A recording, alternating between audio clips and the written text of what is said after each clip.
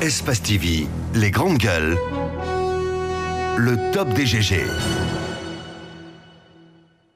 Et de l'alphabétisation, monsieur Maurice Sangaré que nous aurons au bout du fil. Pour en parler naturellement, mes acolytes dès matin, Moussa Moïse Silla, bonjour. Bonjour Tamba, Zachary, Milemono. Jacques Léwaleno, bonjour. Bonjour Tamba, bonjour à tous.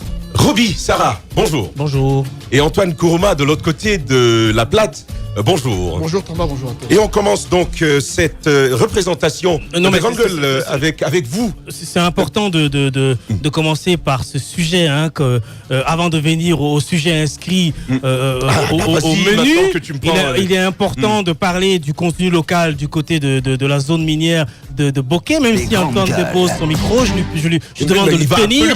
Je demande de tenir le micro parce qu'il aura quelque chose à dire. Le contenu local n'est pas respecté du côté de Bokeh. Il faut qu'on insiste là-dessus.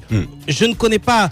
Mais quand sais-tu, Roby? Qu'est-ce qui s'y passe? Le problème, c'est quoi? Le problème, c'est qu'on promet l'employabilité des jeunes du côté de Bokeh. On a promis d'aider des jeunes à créer de l'emploi du côté de Bokeh ou de participer à l'essor économique, ce qu'on appelle l'essor économique qui est du côté de Bokeh avec les sociétés minières. Oui, mais il y en a, mon cher Roby, le jeune Abdoulaye Keïta, qui parle souvent sur nos antennes et bien d'autres ont leurs entreprises. Finalement, il y a des sous-traitances avec eux. Tu en comptes combien? Mais ça reste de bons exemples. Tu en comptes combien? Ça reste quand même un bon début. Combien? Moi, je suis tout le temps du côté... Écoute-moi, moi, je suis tout le temps du côté de Bokeh, de Kamsar et de Sangaredi. Je me rends bien compte que l'employabilité des jeunes n'est pas...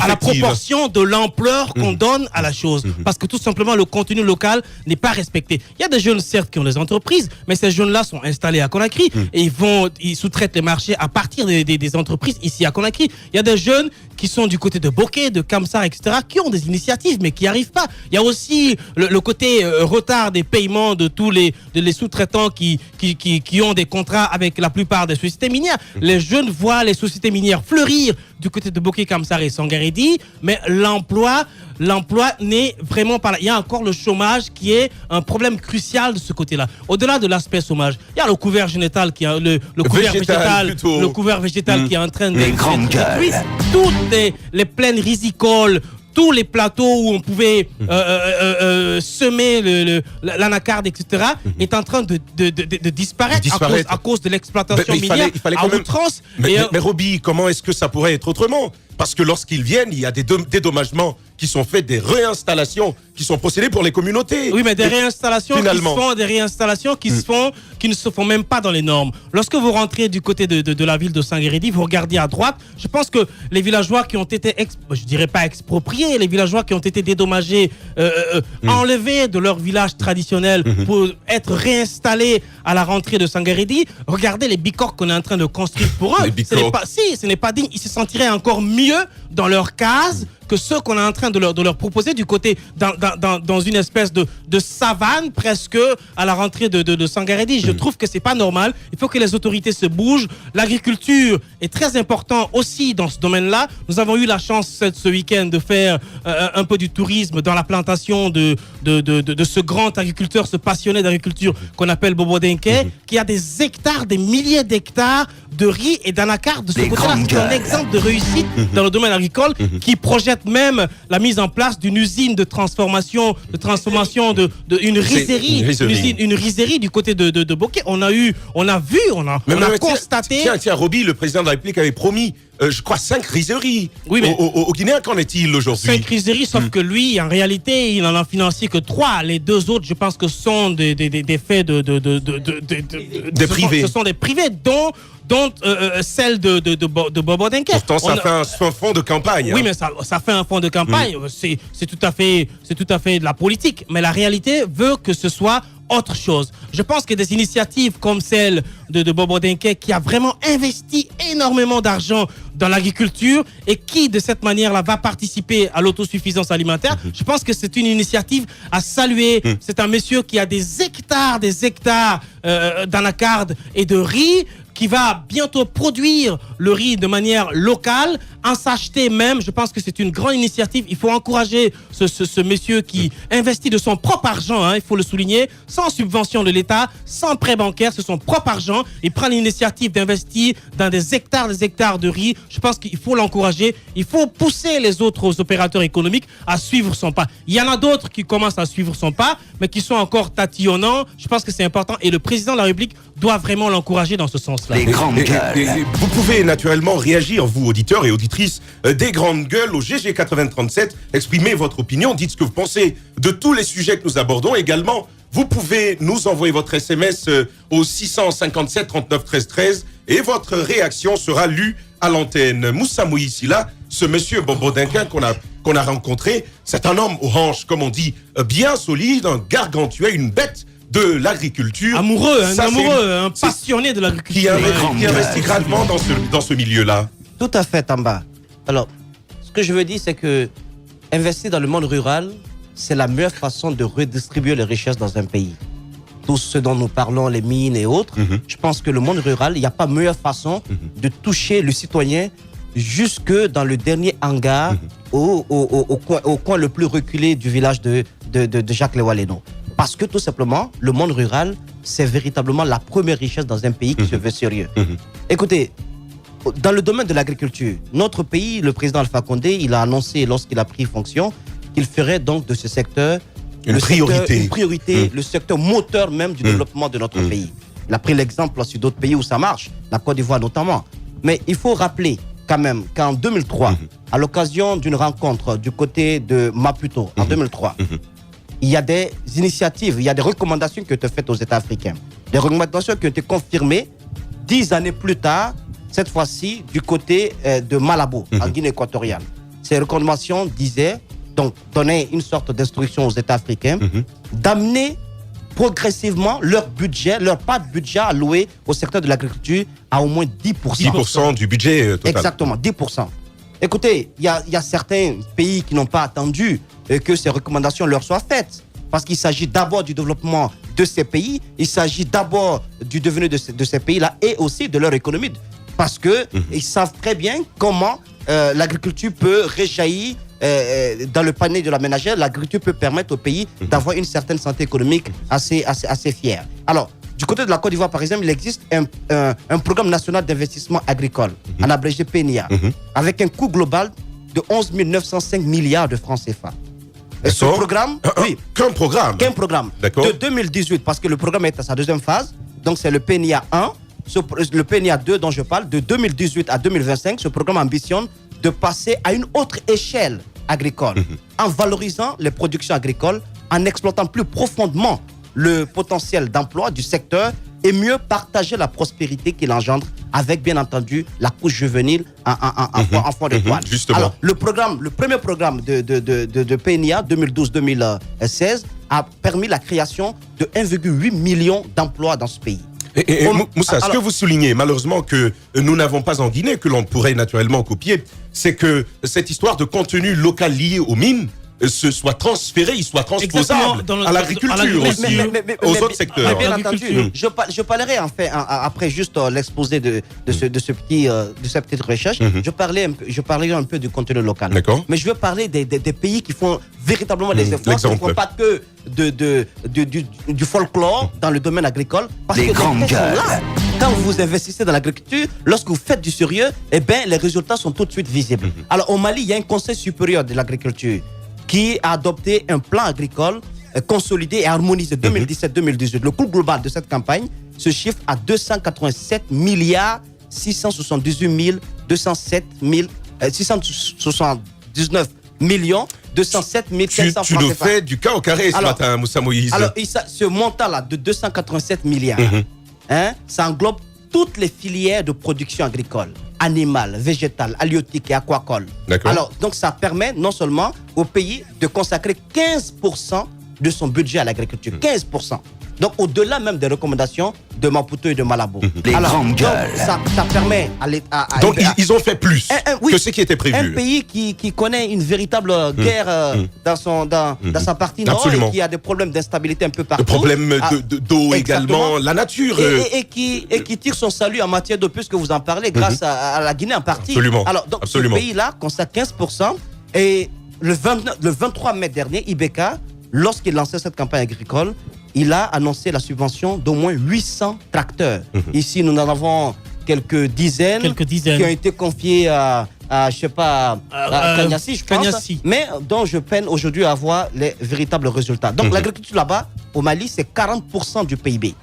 2017-2018, le coton, par exemple, parce que quand vous mettez de l'argent dans l'agriculture et que vous surveillez l'utilisation de ces fonds-là, ça produit tout de suite des résultats. Le coton, dans ce pays, c'est passé à 728 500 tonnes, alors que l'objectif était à 725 000 tonnes. Savez-vous, pour vous laisser continuer, Oui. Moussa Moïse, le montant, les 289 milliards de francs CFA dont vous parliez tantôt, l'équivalent en francs guinéens, c'est au moins 4 624 milliards de francs guinéens. Donc c'est incroyable. Il faut attendre encore Les longtemps grandes pour qu'un programme puisse bénéficier d'une telle subvention. Alors, au-delà même de cette subvention, il y a que le pouvoir public donne l'exemple par la subvention de certains intrants. Regardez du côté des motoculteurs, 500 unités ont bénéficié donc de la subvention de l'État. Les tracteurs, 300 en ont bénéficié. Les multiculteurs, 1000. Les sémois, 1000. Les charrettes, 1000. Les batteuses, 400. Les décortiqueuses, 400. Là-bas, on parle actuellement de village agricole. Et pendant ce temps, la Guinée fait quoi? Village agricole. À l'image donc des logements sociaux, vous savez, les logements sociaux, on viabilise un site, on met de l'électricité, toutes les commodités qu'il faut. Et bien là-bas, ils sont à un stade d'expérimentation des villages agricoles. Là où, dans des villages reculés, on mettra toutes les commodités qu'il faut, l'eau, l'électricité, on va viabiliser les sites. Et la politique de l'État, c'est d'amener les jeunes à s'intéresser à l'agriculture. Ici, nous avons quelques jeunes qui font les efforts, Abdraman Diallo et bien d'autres. Moi, je serai bientôt à mes débuts dans le domaine de l'anacarde. Ruby qui est déjà dedans, Tamba également. Mais là-bas, on incite les jeunes à le faire. Parce que ce ne sont pas des espèces sporadiques comme ça, de façon isolée, qui disparates, qui peuvent produire des résultats. Là-bas, ils sont dans une phase d'expérimentation des villages agricoles. Parce que ça va permettre énormément de jeunes qui partent mourir dans la mer ou dans le désert. Ces jeunes-là vont avoir une autre raison de rester au Mali et donc de lutter. Absolument. On peut faire quelque chose. Alors, le Sénégal, le budget alloué à l'agriculture a progressé de 10,8%. Ici, dans notre pays, parce que je ne pourrais pas donner tous les résultats. Absolument. Nous sommes passés, vous rappelez-vous, en 2017, l'agriculture, le secteur, le budget qui a été alloué à l'agriculture a été phagocyté de 33%. C'est-à-dire qu'on est passé de 449 milliards, 41 millions 937 000 en 2017 contre 522 milliards en 2016. D'accord. C'est-à-dire un recul de on a reculé. On a reculé un recul de 33%. Alors que dans notre pays, nous avons quand même 6,2 millions d'hectares de terres arables. Les potentialités, je ne peux pas toutes les citer. Il n'y a pas nécessairement besoin d'engrais et tout ce que vous savez. On peut faire beaucoup dans ce domaine. C'est pourquoi le cas de Bobo est un cas illustratif. Mais si chaque Guinéen faisait pareil, je sais qu'en Sourdine, les grands commerçants importateurs de riz ont de vastes domaines agricoles actuellement, sont en train d'expérimenter tout cela. Parce que si tous les Guinéens s'y mettent, à un moment donné, on n'aura plus besoin d'exporter ces 300 000. L'exemple des pays chinois et autres. Voilà, ça va cesser. Donc, ces grands commerçants, ces grosses fortunes sont en train de comprendre que la véritable richesse se trouve dans le domaine de l'agriculture. Ce qu'on a fait dans le domaine du coton dans notre pays, regardez l'exemple que le Mali a fait. C'est extraordinaire. On aurait pu mieux faire. Et ce qui est assez grave, c'est que de tous les produits, de toutes les productions agricoles, nous avons l'une des meilleures qualités sur le continent. Quand vous prenez l'anacarde, quand vous prenez le riz, nous avons l'une des meilleures qualités sur le continent. Mais il faudrait qu'au-delà du folklore, qu'au-delà des décisions populistes, que l'État puisse quand même mettre du sérieux en organisant, en mettant les moyens qu'il faut pour le secteur, pour la Chambre nationale d'agriculture, mais aussi en organisant les paysans. En ce qui concerne le contenu local, je veux juste rappeler... En quelques secondes, Moussa, s'il vous plaît. En quelques secondes. Il ne s'agit pas de dire tel PME a une sous-traitance avec telle société. Non. Moi, c'est pas ça le contenu local. D'accord. C'est de permettre, lorsqu'une grosse société, une grosse firme veut s'installer en Guinée, c'est obligatoirement lui imposer qu'une bonne part... Mais il y a des obligations légales quand même. Il y en a. qu'une bonne part Le contrôle des n'est pas actions, effectif. 20 à 30%, soit donné à des Guinéens, à des nationaux. C'est cela. C'est comme ça qu'on peut tirer l'économie, le secteur privé guinéen vers le haut. Normalement, mais c'est c'est pas en comme ça. agissant. Mais il faut interpeller le ministre. le Il faut chef de interpeller l'État, le ministre des Mines. le président- Parce qu'en réalité, Moussa Moïse, c'est prévu par Le une loi président qui est Alpha cela. Condé l'a annoncé, mais ce n'est pas appliqué. Imaginez que des Les Guinéens grandes puissent gueules. s'organiser et pour avoir des parts au sein des grosses sociétés minières qui existent dans notre pays. Vous pensez qu'on ne va pas lutter contre la pauvreté de façon parallèle? Quel est ce Guinéen, dites-moi, depuis 2010, avec le régime, qui est devenu multimillionnaire Absolument. par le fait de la politique dans le secteur privé de notre pays. Ça, c'est une très bonne question. Je pose la question. Qui Alpha Condé a rendu multimillionnaire? Je ne parle pas des fonctionnaires. Je ne parle pas des ministres. Là-bas, on ne va pas pour s'arrêter. se comprend. Je parle du secteur privé. Absolument. Tous ceux qui survivent aujourd'hui, qui vivotent, je vais te dire, Absolument. ce sont des fortunes créées Bon, autant de mais comtés. d'ailleurs, on les étouffe. On les étouffe. On les Ce sont étouffe, des fortunes Moussa créées Moïse. autant de comtés. Vous voulez, ailleurs, on voit des golden boys qui poussent un peu partout au Nigeria, en Éthiopie. Pourquoi en Guinée, Absolument. on ne peut pas favoriser cela? C'est la question que je me pose. Jacques Léo Aleno, Les grandes gueules. ça s'appelle des champions. Pour soutenir une économie, faire marcher sa propre démarche, ses propres réformes en matière d'économie, il nous faut ces champions-là, ceux-là qui tiennent la tête du peloton de notre économie. Est-ce que ça doit passer par l'autonomisation, comme Moussa Moïse était en train de le décrire tout à l'heure, à travers la politique du contenu local? Bon, la politique du contenu local, je ne sais pas comment elle peut être faite de manière à éviter quand même des risques ou d'autres risques. Parce que ma réflexion, c'est quoi? Aujourd'hui, on est en train d'encourager quand même, on l'a écouté lors de la journée du paysan du côté des Nzérékoré, où on était en train de parler avec des responsables des bureaux agricoles du côté de la région forestière, mais également à travers le pays, les gens qui ont de l'argent pour investir dans le domaine agricole. Moi, ma réflexion va au-delà de ces nantis. Qu'est-ce qu'on fera de ce petit paysan qui a son bas-fond et qui a l'habitude de s'aimer juste pour assurer, n'est-ce pas, le quotidien, pour assurer, n'est-ce pas, la nourriture familiale. Absolument. Je pense qu'il faut faire en sorte que l'organisation commence à partir de là. Parce que si on part du sommet, on finira finalement, parce que moi c'est ma crainte, par vendre toutes les terres qui appartiennent à ces paysans qui n'ont pas de moyens, qui n'ont aucune possibilité de mettre en valeur leur domaine agricole. Et finalement, qu'est-ce qu'on fera d'eux? Soit ils deviennent, si vous voulez, des ouvriers alors qu'ils n'ont appris aucun métier. Ce sont des paysans. Ils ne connaissent que le travail de la terre. Parfois, c'est de labourer. Après, si c'est beaucoup plus performant, c'est avec des charrettes. Mais est-ce que pour ça, Jacques Léo Aleno, il ne faut pas faire deux choses? C'est-à-dire que l'on renforce le pouvoir des petites instances de prêt d'argent, par exemple, ou que de l'autre côté, on crée des banques spécialisées. De toutes les façons, à mon avis, il y a le crédit rural, tout ce que vous savez. À mon avis, où est sa capacité de prêt? À mon avis, le travail, très bonne question. Le travail à faire ne doit pas commencer au sommet.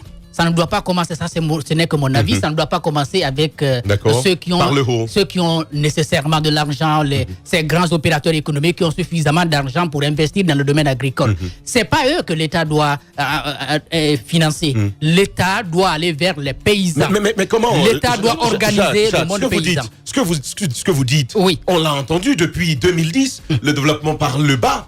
On a entendu toutes ces politiques-là, mais sur le terrain, comment y parvenir? Je sais qu'on n'est pas en train de le faire, mais je crois qu'on peut le faire. Il y a beaucoup de possibilités, on a beaucoup d'atouts. Il y a ces terres qui existent. Il y a également, nous avons une école d'agronomes de Farana. On peut faire en sorte que ces gens-là deviennent des fonctionnaires. Au lieu de les avoir dans les classes, au lieu de les avoir parfois même dans les médias, on peut les avoir, n'est-ce pas, sur le terrain, accompagnés par l'État pour qu'ils puissent, n'est-ce pas, aider les paysans à transformer leurs pratiques, à améliorer leurs pratiques agricoles pour accroître le rendement. Absolument. Sinon, si on part vers le haut, la crainte, c'est de transformer ces paysans-là en de simples mendiants parce qu'ils n'auront même plus un seul domaine, un seul lopin de terre pour mettre en valeur. Et une chose, Antoine Kourouma, qui ne se dit pas suffisamment, même les apports en intrants agricoles dont on a parlé depuis plusieurs années, ça n'arrive pas à ceux qui en ont le plus besoin. C'est souvent dans les chambres d'agriculture que ça se distribue ou que ça se vend d'une manière assez inacceptable.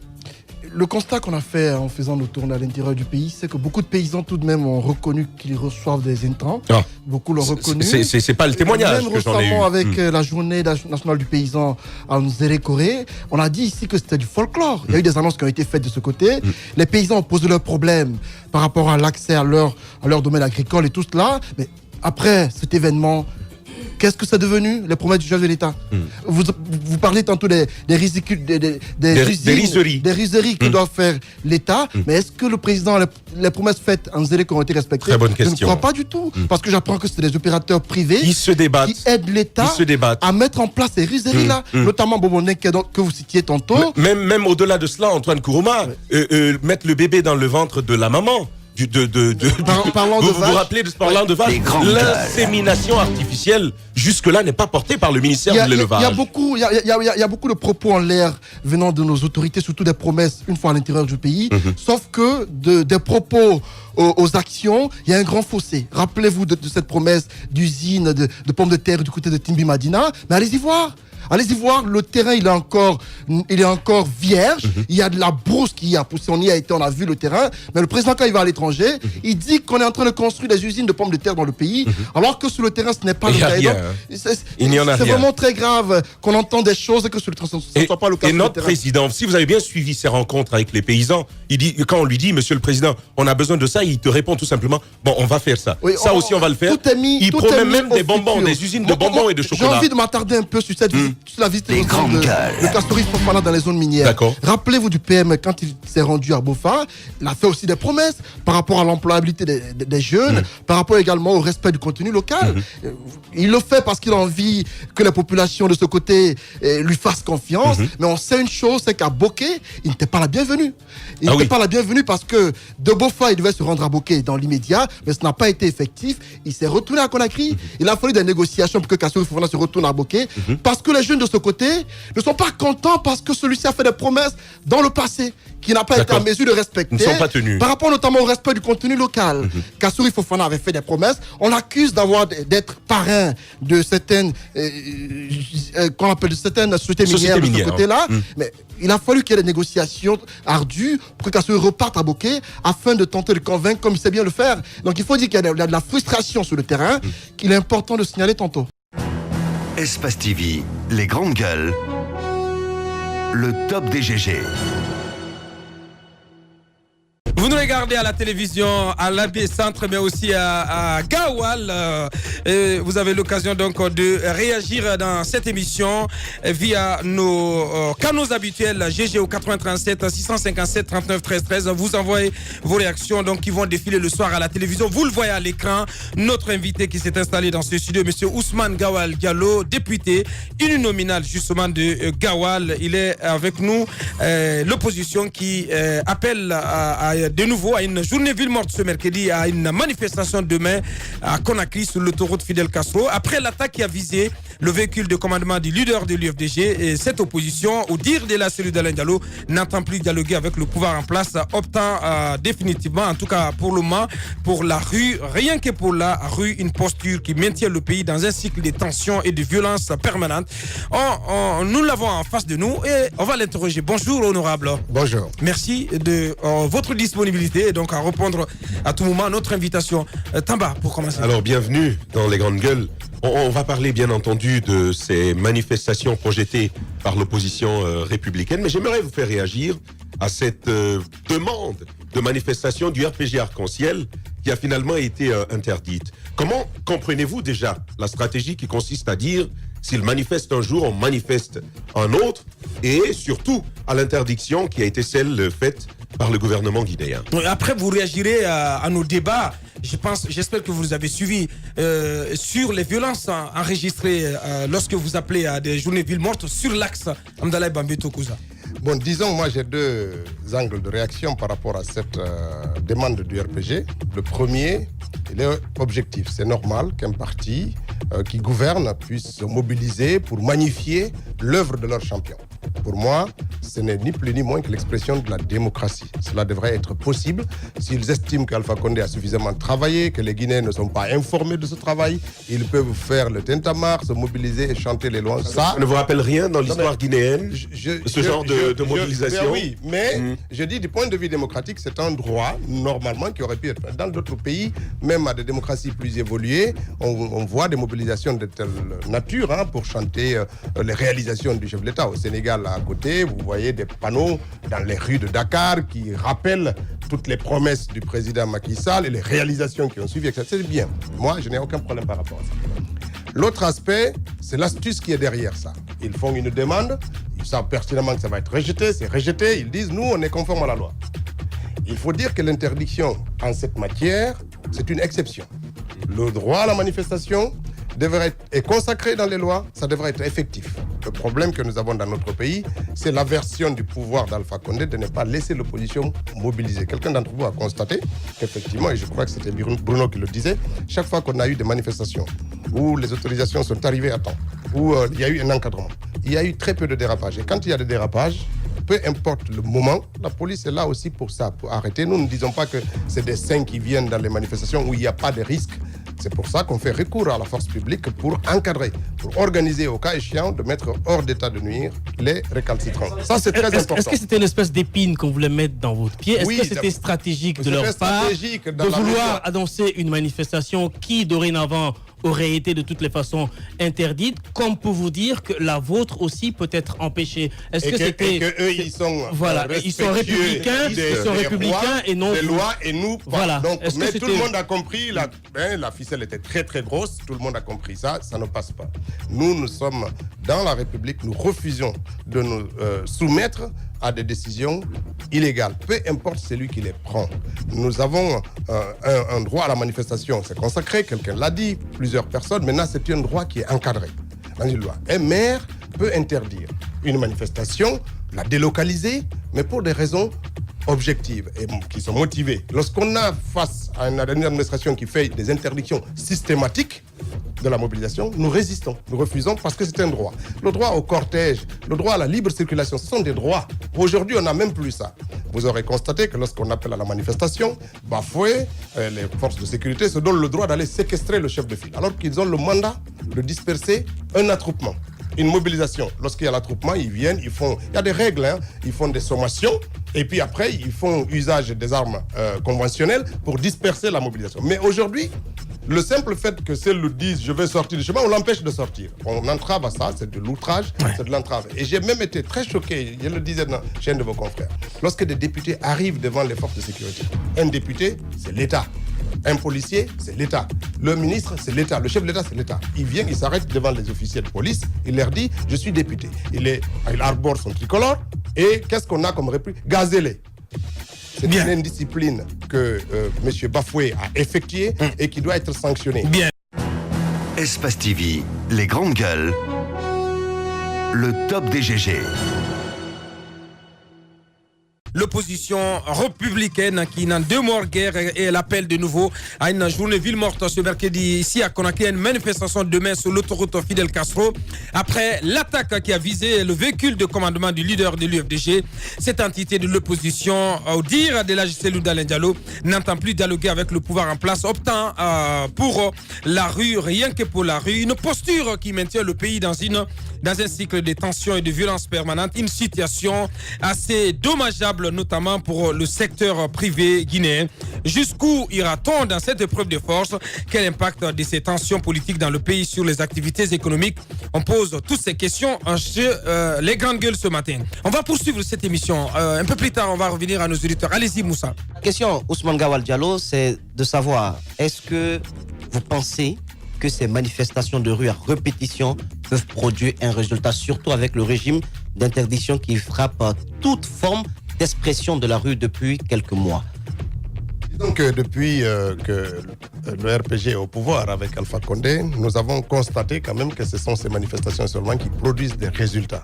Malheureusement, on n'a pas su asseoir l'esprit dans la classe politique que les dialogues, les compromis peuvent faire avancer le débat politique, peuvent avancer la démocratie dans notre pays. Malheureusement, c'est un échec politique pour la classe entière de ce pays, parce que nous avons déjà eu plusieurs dialogues, d'abord entre nous, entre Guinéens, c'était Cheikh Sako qui présidait ça. Ensuite, on a eu un encadrement ou en tout cas un soutien de la communauté internationale qui est venu s'ajouter à nous, mais tous ces dialogues-là n'ont pas permis de faire avancer les questions politiques. Ça, c'est dommageable pour nous, d'autant mieux que la plupart des acteurs actuels dans la vie politique, ce sont des gens qui ont évolué dans ce pays ensemble de nombreuses années. C'est une déception. Parce que vous preniez Damaro, que vous preniez Kassori et tout ça avec les Cellou Dalein, la plupart d'entre eux étaient des cadres de ce pays. Et ça, quand on voit l'arrogance de certains d'entre eux dans la prise de la parole publique, on se dit c'est du gâchis pour notre pays. Alors ensuite, on a essayé les grèves de la faim. Vous vous rappelez sur l'affaire de Womé notamment, ça n'a pas produit un seul effet. Et puis les sittings, on a essayé les dénonciations au niveau de la communauté internationale. Les seuls moments où on a eu des petits progrès, ce sont par les manifestations. Non, pas tout. Ouais. Mais les seuls progrès qu'on a obtenus, on les a eus grâce aux manifestations.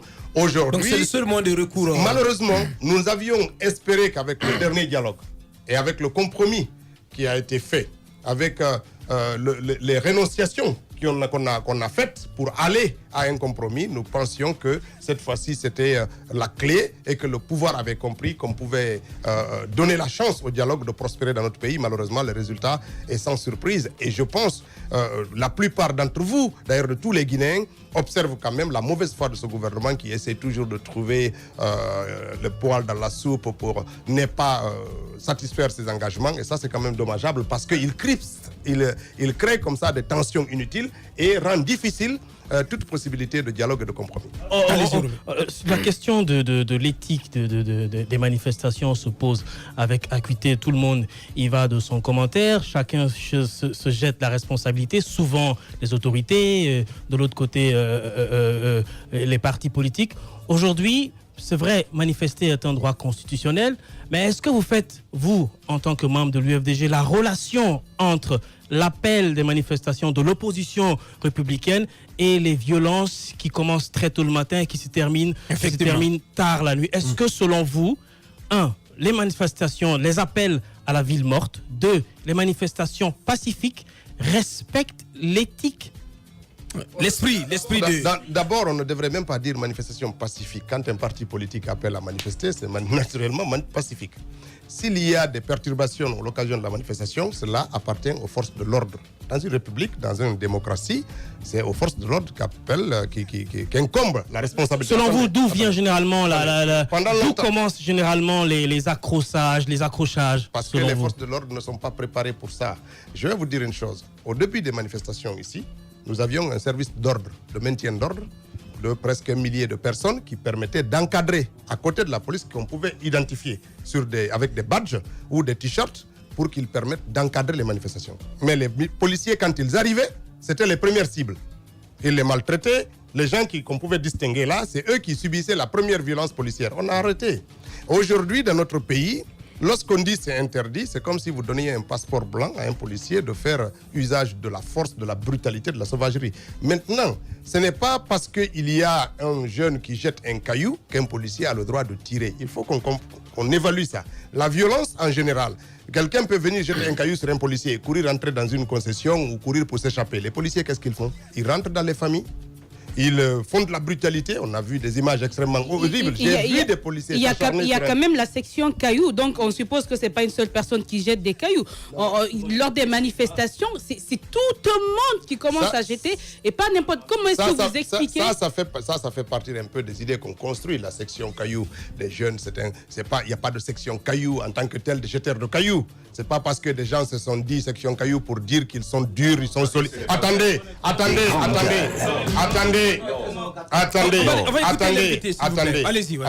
C'est soit on veut progresser, auquel cas on essaie de comprendre ce qui se passe. Il n'y a pas de section caillou à l'UFDG. Des gens dans les... Attendez. Maintenant, section caillou à l'UFDG, c'est quoi? Attendez. Vu que ça n'existe pas... Des gens, si vous regardez même le t-shirt qu'ils portaient, il y a le caillou là-dessus, c'est pour magnifier un peu leur résistance, leur résilience à la souffrance là. Mais moi vous savez, aucun symbole que le caillou. Attendez. pas pour autant que vous voyez des gens organisés qui vont prendre les cailloux pour jeter. Ça n'existe pas.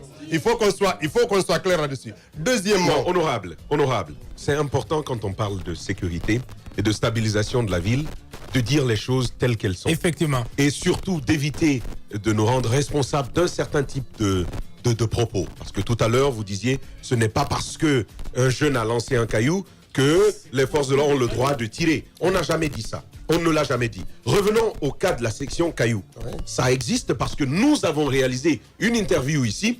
C'était avec Antoine Kourma, vous vous rappelez?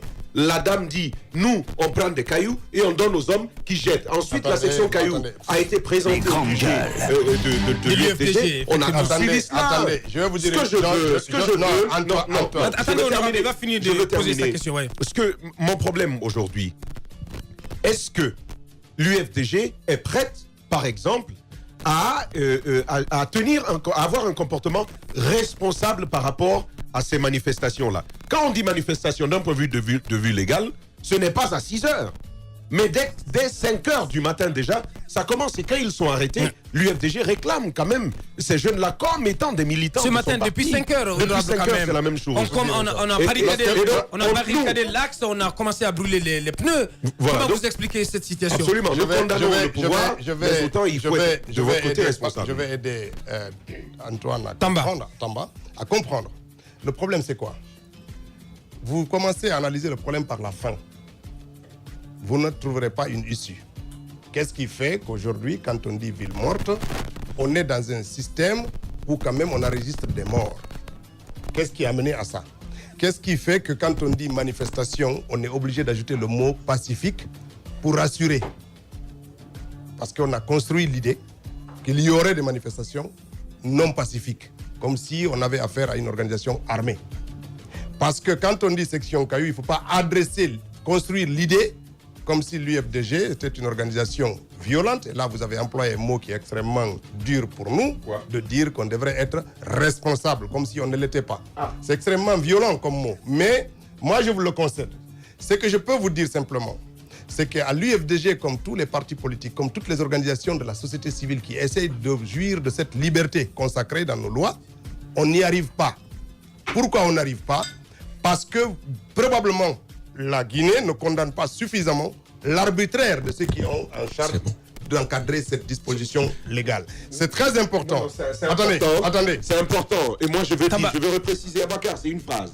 Je veux repréciser qu'une attitude qui consiste à reconnaître sa part de responsabilité dans une situation, c'est une attitude responsable. Ce n'est donc pas péjoratif. Le terme que j'ai employé, inutile de me jeter en pâture. Comme vous savez bien le faire, ça n'a rien à voir. Il faut repréciser les termes. Je pense que Tamba, vous allez utiliser le même micro. Je vais simplement dire ceci. Moi, je ne vous jette pas en pâture. Je vous admire bien, monsieur Tamba. De ce point de vue, vous savez pertinemment à toute l'équipe des GG, j'ai du respect et de la considération pour chacun d'entre vous. J'essaye de faire la contradiction, mais jamais amener quelqu'un à être pris comme adversaire ou ennemi. Ici, on est des débatteurs. Pas du tout. C'est très important que chacun joue le rôle. Là, je ne suis pas en train de vous jeter j'en suis désolé si vous le prenez ainsi. Vous faites partie de la nouvelle génération pour lesquelles j'ai du respect, de la considération. Ça aussi, mais ça n'empêche la considération. Je ne suis pas parfaitement d'accord avec vous sur ces questions. Ça veut dire quoi? Il faut que l'on évite en Guinée de mettre dos à dos la victime et le coupable. C'est très difficile. Lorsqu'on essaie de justifier... Non, le problème, c'est que lorsqu'il y a des assassinats, on dit oui, mais la manifestation était interdite. Comme si ça justifiait que l'État ne fasse pas recours à la justice pour faire face à la violation éventuellement de l'interdiction. C'est très important. Lorsqu'il y a un policier qui tire à l'arme, on dit ouais, mais les autres jetaient un caillou. Je dis faire ces parallèles-là, c'est légitimer un peu cet usage de la force disproportionnée par les forces de défense et de sécurité qui sont normalement préparées pour faire face à toutes ces éventualités. C'est très important. Non, la question de Tamba était aussi de dire, est-ce qu'à un moment donné, vous allez au moins faire une communication pour vous démarquer de ces jeunes qui sont dans les rues. Par exemple, aujourd'hui, c'est une journée ville morte. Et quand on parle de journée ville morte, ça ne veut pas dire qu'il faut occuper la rue, qu'il faut barricader les routes, qu'il faut brûler les pneus, qu'il faut s'en prendre aux autres concitoyens. Depuis 19h hier, moi, ce que je constate, depuis 19h hier, les rues de Conakry sont occupées par la police et la gendarmerie. Non, mais moi, le cas particulier. Attendez, moi, ce que je constate, c'est que ce gouvernement. Attendez. Ousmane Gawal, non, ça, c'est pas la sécurité. Allez-y, Ousmane Gawal, la question, je continue de croire à mon raisonnement. On n'a pas besoin de négocier sur une question de sécurité. Puisque vous n'avez pas appelé des jeunes à barricader la route, à jeter des pierres, il n'y a pas de section jeteur de pierres au sein de l'UFDG, ou à caillasser des véhicules, ces jeunes qui s'adonnent à ça, qui s'en prennent à des concitoyens, qui les dépouillent de leurs biens, est-ce qu'ils répondent de vous? Première question. Si l'État les prend, est-il normal? Parce que, je dis encore une fois, il n'y a pas de liberté sans sécurité. On parle de liberté parce qu'on est en sécurité là. Si l'État les prend, est-il normal? Est-ce que c'est possible qu'on puisse voir l'UFDG aller auprès de ces autorités judiciaires et sécuritaires pour dire, tenez, ceux-là qui se sont adonnés à ces actes, qui ont caillassé, qui ont agressé, qui ne manquent pas de même agresser des habitants de l'Axe? Même, j'ai donné le cas de l'avocat Maître Baldé. Voilà. Est-ce que ces gens répondent de l'UFDG? C'est la question que je pose. Est-ce que vous réclamez souvent là où vous faites leur libération? Attendez, là où vous faites l'amalgame. L'UFDG, aussi longtemps que nos militants seront arrêtés dans des conditions illégales, nous réclamons, nous les défendons, nous les protégeons. Vous dites bien vos militants. Attention. Oui. Attention. Vous n'avez aucune preuve. Attendez, monsieur. Attendez. Vous n'avez aucune preuve. Quand un jeune est arrêté, la police n'apporte jamais la preuve qu'on l'a arrêté parce qu'il jetait des pierres. Attendez, la police guinéenne, elle brutalise, elle arrête des gens. Personne ne peut nous dire, si c'est avéré qu'on a arrêté un enfant sur les faits, en train de détruire les biens privés de quelqu'un. Mais ça, c'est pas un militant. Voilà. Ça, c'est pas un militant. Mais la police n'apporte jamais, parce qu'elle n'agit pas dans la sérénité. Il faut absolument qu'on fasse attention. Lorsque la police ordonne, le jour qu'ils sont allés séquestrer Cécile Danet, moi, je vous ai signalé ça tout à l'heure. C'est des députés qui étaient là, qui intervenaient pour passer dans le domicile de Cellou. Qu'est-ce que Bafoué a ordonné? Gazer-les. Et quand ils ont lancé le lacrymogène, dans la débandade, ils ont arrêté des gens. Est-ce que c'est des jeteurs de cailloux? Il faut faire très attention. Parce que si vous faites la conclusion que les personnes qui sont arrêtées, c'est des jeteurs de cailloux, à ce moment-là, vous allez Qu'est-ce que vous pensez de ces forces de l'ordre qui sont tuées, qui trouvent la mort, qui sont blessés? Qu'est-ce que vous pensez d'eux? Parce qu'on n'a jamais entendu l'UFDG, par exemple, se prononcer sur le cas de ces forces de l'ordre tuées. Pourtant, ce sont des... Le ministre de la Sécurité annonce des plaintes désormais lorsque des policiers seront désormais agressés ou blessés.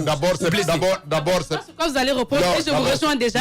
Oui, une fois, l'UFDG s'est prononcé. Non, d'abord, c'est... Voilà, d'abord, c'est pas alors, répondez à ma question. D'abord, c'est pas une fois. Chaque fois qu'un agent de force de défense et de sécurité est touché, nous y allons d'abord parce qu'on est député membre de cette commission. Donc ces forces de défense relèvent de nous. Je suis vice-président de la commission. Nous allons dans les familles, nous compatissons. Ça, c'est très important. Ensuite, ces gens ont droit à la justice. Comme n'importe quel citoyen qui trouve la mort ou qui est agressé. Lorsqu'un policier est agressé, il y a un mécanisme de justice. Il faut qu'il y ait des plaintes, que la justice agisse, arrête les coupables et qu'ils soient... Sauf que là, on ne parle pas précisément de la justice. On parle de cette violence qui émane lorsqu'il y a des manifestations. Et vous semblez ne reconnaître que la violence qui viendrait des forces de l'ordre, mais pas des militants. Non, là, c'est vous qui faites la distinction. Nous, ce que nous souhaitons, c'est que peu importe la personne qui est victime d'agression et de violence, elle doit bénéficier de la justice. C'est très important. On nous a annoncé 12 agents de sécurité qui sont décédés depuis 2010. Mais ces familles attendent aussi la justice. Comme les familles des enfants qui sont morts dans l'Axe. Tout le monde a besoin que la justice se prononce. Parce que c'est par elle qu'on crée les équilibres dans nos relations. C'est très important. Donc nous ne faisons pas la distinction. D'ailleurs, quand on comptabilise aujourd'hui les victimes civiles qui sont autour de 92, c'est pour ça qu'on dit qu'il y a plus de 100 morts ou victimes depuis l'arrivée d'Alpha Condé à l'occasion des manifestations politiques. Donc nous incluons parfaitement bien les agents des forces de sécurité. Pour nous, il n'y a aucune distinction. Quand un policier est caillassé, blessé, violenté pendant une manifestation, il faut que la justice agisse, qu'il y ait des enquêtes, qu'on recherche les coupables. Et que c'est pour ça que nous, quand nous voulons organiser des manifestations, nous adressons à l'État. Il faut que l'État accepte de nous autoriser à manifester, qu'il y ait un encadrement. Ça, on peut même les aider à identifier les fauteurs de troubles dans nos rangs. Parce qu'il va de notre intérêt Donc s'il y a des gens qui perturbent, nous on peut les arrêter. Avec nos forces de maintien d'ordre, on peut les arrêter et les mettre à disposition. C'est déjà arrivé. Pour les cas de mort. Il faut pas l'oublier, c'est déjà arrivé où on a pris des gens avec des armes blanches. Ici, avec nos maintiens d'ordre et qu'on les a mis à disposition de la police. C'est déjà arrivé. Donc, si ça se passe bien et que la collaboration est républicaine et conforme à la loi, mais il n'y a aucun problème. On ne serait jamais dans cette défiance. Après les morts, après des assassinats, lorsqu'il s'agit de faire recours à la justice, jusqu'où l'IFDG va, parce qu'on a l'impression que souvent ce sont des appels à dénoncer les tueries. Est-ce qu'au niveau de la justice, vous vous impliquez avec les familles? Oui, nous nous impliquons. Il y a des familles qui ont déjà des dossiers au niveau de la CEDEAO depuis maintenant 3 ans. Nous les accompagnons avec les moyens, en les fournissant les avocats, en les aidant à trouver les moyens financiers pour faire face aux charges judiciaires. C'est pour ça que quand les charges là sont devenues importantes, parce que vous savez que même déposer une plainte aujourd'hui au pénal pour l'assassinat d'un membre de la famille, ça coûte de l'argent, parce qu'on vous demande toujours une caution. Ce qui n'est même pas normal. Dans un pays normal, quand il y a mort d'homme, la justice doit automatiquement s'autosaisir pour déclencher une enquête. La famille peut, à tout moment du procès, se déclarer partie civile pour bénéficier éventuellement des indemnités, des dommages et tout ça. Mais l'action judiciaire ne doit pas s'arrêter parce qu'il n'y a pas de plainte. Là, quand il y a une victime, la plainte est automatique. Quand Cellou Dalein on a voulu attenter à sa vie, le procureur général n'a pas attendu que Cellou dépose plainte, il a déclenché tout de suite une enquête. Ça devrait être systématique. Quand le journaliste est mort, Koula est mort, le procureur n'a pas attendu une plainte, une action judiciaire automatique. Ça devrait être systématique. C'est ça qui est la norme. Bien. Mais malheureusement, ce n'est pas le cas. Notre invité ce mercredi, honorable Ousmane Gawal Diallo, député UFDG à l'Assemblée nationale. Tamba, on continue. On poursuit cette émission. Absolument. On a dit ce besoin de justice. Il faut que la justice soit faite. Honorable, vendredi dernier, le docteur Ousmane Kaba, président du PADES, et aussi l'ancien Premier ministre Mamadi Youla ont fait les frais de la colère de manifestants qui étaient venus justement accompagner à sa dernière demeure un jeune qui était mort. Ces jeunes-là, est-ce que vous êtes intéressés à savoir c'était qui? Est-ce, pour reprendre encore l'expression de l'ancien Premier ministre Jean-Marie Doré, est-ce des loubards ou des militants de votre parti échaudés qui étaient en colère du fait de cette mort-là? Le Premier ministre Youla et M. Ousmane Kaba ont le droit absolu de porter plainte.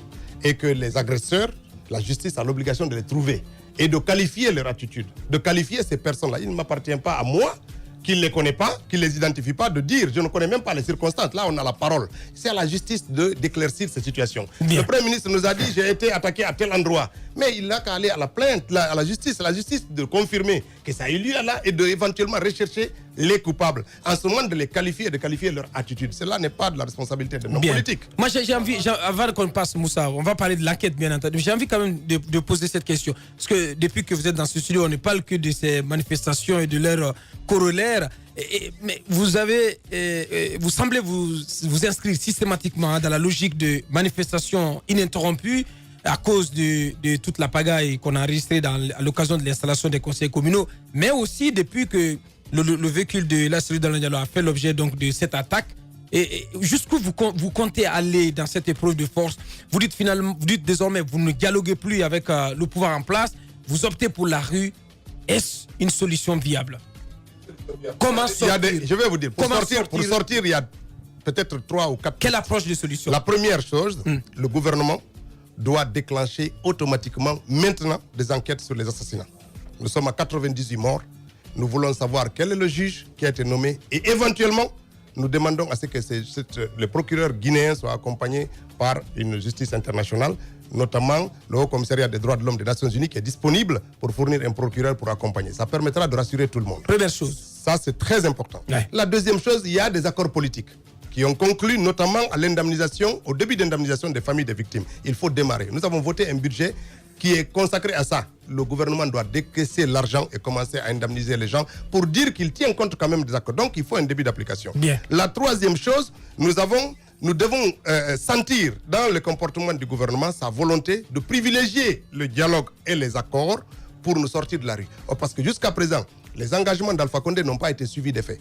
il est sorti devant tous les Guinéens. Au plan politique. Donc il y a la justice qui doit être déclenchée, éventuellement une justice internationale. Il y a le début d'indemnisation. Il y a les points marqués dans l'accord politique qui vont commencer un début d'application. Oui, on a compris ça. Mais sur les conseils communaux, beaucoup d'observateurs se posent cette question. Pourquoi vous manifestez? Est-ce que vous manifestez uniquement que pour Kindia? Non, ou pour autre chose? Non, nous manifestons d'abord, le cœur de notre manifestation, c'est le respect de la loi. Il ne faut pas que les gens oublient. Attends, non. Vous savez, il y a un accord politique parce qu'une loi a été violée. Donc attendez. Il y a un accord politique parce que la loi a été violée. Nous ne voulons pas... Attendez. Là, il y a eu accord politique parce que la loi n'a pas été respectée à l'origine. Qui n'a pas respecté la loi? Et c'est très important. Nous voulons que la loi soit respectée. Si la loi n'a pas été respectée et qu'il y a un accord politique de sortie de crise qui a été fait, il faut respecter. Sinon, vous revenez à la crise. Qui ne viole pas non plus la loi. Non, qui ne viole pas la loi. Mais quand il y a un accord politique qui est arrivé parce qu'une loi a été... Non, l'accord politique, ça ne viole pas la loi, mais ça a été fait parce que la loi a été violée. C'est deux choses. Mais si on n'arrive pas à respecter la loi, à respecter les accords politiques, on revient à la crise. Et la crise, ça conduit à les manifestations, aux manifestations. À usage, permettez-moi l'expression, que cela ne vous frustre pas, à l'usage abusif des manifestations, est-ce que finalement la seule arme que vous avez, parce que là, Abakar le dit bien, vous vous êtes inscrit désormais dans une ligne directe de manifestation ininterrompue à succession. Est-ce que ça ne risque pas de s'étouffer quand on sait quand même que ce qu'on appelle votre fief est souvent, si vous voulez, victime des manifestations organisées? Je veux parler de victimes humaines, mais je veux parler aussi de victimes économiques. Il y a beaucoup de pertes dans cette zone. Est-ce que finalement les gens, vous ne risquez pas, vous ne craignez pas qu'il y ait une certaine forme de lassitude? Écoutez, on avisera. Lorsqu'on arrivera à ce point, on avisera. Parce qu'un homme politique aussi à l'écoute de l'opinion. Attendez. D'abord, il n'y a pas plus de pertes dans Ratoma qu'à Medina ou au port. Il faut évaluer. Nous, on a écouté le ministre du Budget il y a 2 jours à l'Assemblée nationale. Tout ça, c'est non, mais oui, d'accord. Mais les commerçants sont à peu près la vache laitière du port, de l'État, du port, etc. En termes de dédouanement de marchandises. Et Madina, c'est le pôle de vente. Donc, ces 3 entités-là, c'est un brique. Oui, donc les pertes sont économiques pour l'État. Le manque à gagner pour l'État est important. Les chiffres sont colossaux. C'est très important. Il appartient à l'État d'évaluer les coûts. Le coût de la crise ou le coût de la paix. Chaque chose a un prix. C'est à l'État de choisir. Je veux maintenir mon pays dans la crise, j'en paye le prix. Je veux maintenir mon pays dans la stabilité et la paix, j'en paye le prix. Chaque chose a un coût. Il faut que l'État fasse un arbitrage. C'est un débat intéressant, mais par très contre, important. Nous avons estimé que la paix coûtait moins cher que la crise. Ce que nous déplorons dans la communication des politiques, notamment de l'opposition républicaine, en dressant le bilan généralement des manifestations, c'est cet aspect de pertes économiques qui généralement ne ressort pas. On parle de pertes humaines, on parle de blessés, etc. Mais jamais le débat n'a été accentué sur les millions et les milliards de francs guinéens que les citoyens lambda perdent lorsqu'il y a manifestation. Attendez, vous êtes quand même par essence les organisateurs de débat. Invitez-nous à parler des conséquences économiques. Il vient de parler de l'indemnisation. Oui, mais Roby, vous êtes les organisateurs du débat. Invitez-nous à parler des conséquences économiques de ces crises à répétition. Ça coûte à l'État, ça coûte à la croissance, ça coûte à l'emploi. Vous avez vos canaux de communication traditionnels. Oui, mais l'État, nous, on a vous pouvez en faire usage. Nous savons parfaitement que la paix coûte beaucoup moins cher que la crise permanente. Le gouvernement n'a pas le même avis, il maintient le pays dans la crise. Sinon, ça coûtait moins cher de maintenir notre pays dans la paix en respectant les engagements pris par le chef de l'État. Au nom de la paix, que nous avons accepté en faisant un accord, même à notre détriment. On a fait un accord à notre détriment, on a accepté parce que nous avons, dans nos calculs, dit qu'il faut donner la chance à la paix, donc au développement et au progrès. Le gouvernement n'est pas dans le même avis. Bien. Il maintient le pays dans la crise permanente et après il pleurniche en disant je ne peux pas offrir des écoles, des routes, je ne peux pas augmenter les salaires parce que je n'ai pas d'argent. Mais vous ne pouvez pas avoir de l'argent lorsque vous ne créez pas de la richesse. Vous ne pouvez pas créer de la richesse si vous n'êtes pas en paix. Notre invité en ce mercredi, honorable Ousmane Gawal Diallo, député à l'Assemblée nationale. Allez-y Moussa. Je pense que les forces de l'ordre qui veulent réellement bien faire leur travail sont informés. Ceux qui agressent les citoyens, qui attaquent, qui caillassent, ce ne sont pas des militants. Donc la loi doit s'appliquer. Bien. Et aucun parti n'a le droit de venir réclamer leur libération. Alors, je passe à la deuxième question. Non, il n'est pas il a dit. Mais non, il n'est pas d'accord. Attendez. Il dit. Il est là, Moussa. Moussa, je suis ici. Oui. Je vais parler à mon nom. Je vais te rappeler. Juste que l'opinion ne dit pas ça. Non, même le délinquant a des droits. Mais je l'ai dit. Attendez. Non. Attendez. Moi, je vous ai dit deux choses. Oui. Peu importe le citoyen, lorsque ses droits sont violés, cela interpelle un parti politique, quel qu'il soit. Quel qu'il soit, militant ou non. Lorsque vous avez été en maille avec la justice ici parce qu'il y avait un abus, quand vos déclarations, vous aviez le soutien de l'UFDG. Pour autant, vous n'êtes pas militant. Ah oui, il faut le rappeler. Le soutien est jeté allé jusqu'au devant. Vous n'allez pas défendre. Vous n'allez pas défendre. Vous n'allez pas défendre. Je suis allé devant le ministre de la Défense. Rappeler qu'il n'y avait pas de secret défense en Guinée. Je suis vice-président de la commission et que M. Moussa Moïse n'avait violé aucune loi. C'est pour dire que, comme ces droits étaient violés, il avait eu le bénéfice du parti, de ses responsables à tous les niveaux. Peu importe le citoyen.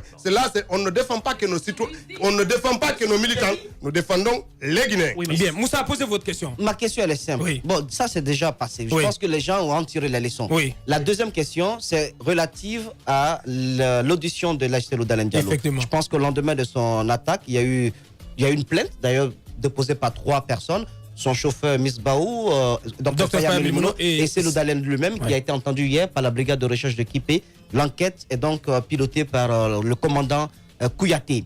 Alors, dites-nous, du point de vue déroulement de ces enquêtes, avec le travail de l'expert balistique, parce qu'on en a un qui vient fraîchement, selon mes informations, il a une formation assez solide là-dessus.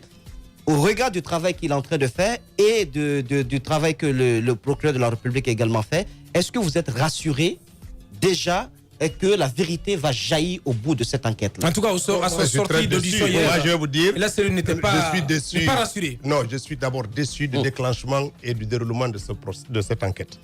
Il y a eu un mort le jour-là, un enfant qui a été tué. Où en est-on pour l'enquête là concernant c'est le Dalin? D'accord, il était victime de tentative d'assassinat. Il n'est pas mort. Mais il y avait un mort. Pourquoi on ne parle pas de déclenchement? Le procureur général, Mamadou Samba Diallo, pourquoi il n'a pas déclenché une procédure judiciaire pour trouver les assassins de ce garçon? Il faut que la justice la sorte de l'hypocrisie. Parce que c'est le Dalin, on veut montrer que la justice, il y a 98 Guinéens civils et 12 policiers qui sont morts en Guinée. La justice est toujours muette. Alors chiche, nous ne la croyons pas. Point. Si elle veut qu'on la croie, elle n'a qu'à traiter les citoyens victimes de la même manière. Attendez. Il n'y aura pas la lumière avec cette justice. Il n'y aura pas. Vous ne pouvez pas dire, vous ne la croyez pas du tout, cette enquête. Et pendant ce temps, vous collaborez dans le cadre de cette enquête. Mais attendez. Oui. Attendez. Non, mais si vous n'y croyez guère, si vous ne croyez pas du tout à cette enquête, mais vous n'avez qu'à la bouder. Vous n'avez qu'à la bouder tout simplement. Non, on ne la boude pas. Oui. Moi qui vous parle, si demain la justice me demande, je vais venir, même si je ne la crois pas. Mais quelle est la cohérence de votre démarche? Parce que je vais vous dire. La cohérence dans votre démarche. Moi, la démarche, c'est quoi? Nous voulons amener la justice à traiter toutes les victimes de la même manière, qu'ils soient leaders de partis politiques, leaders d'opinion ou pas. Quand il y a une victime, elle doit bénéficier de la protection de la justice. Bien. Non. Écoutez-moi. La famille de ce garçon qui est décédé a aussi déposé plainte le même jour. Oui, mais personne n'en parle. Je vous apprends, honorable, qu'il y a une enquête qui est également... Bon, ça c'est l'information que j'ai reçue, puisque je me suis renseigné. Oui, le même jour, il y a une enquête également qui a débuté concernant la mort de ce jeune. On va revenir à notre invité dans ce studio tout à l'heure. Espace TV, les grandes gueules, le top des GG.